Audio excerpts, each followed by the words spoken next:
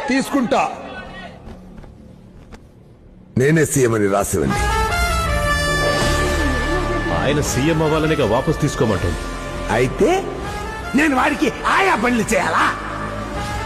నా బ్రతుకంతా ఈ సీఎం సీటు కోసం ఎదురు చూస్తూనే ఉన్నా.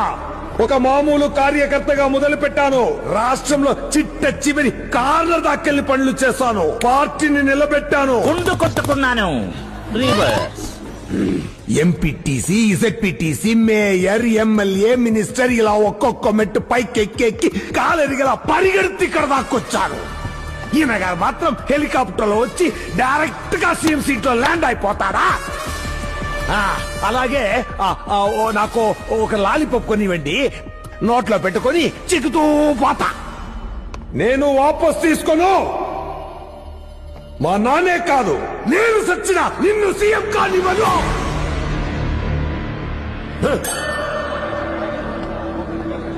తీసుకుంటా.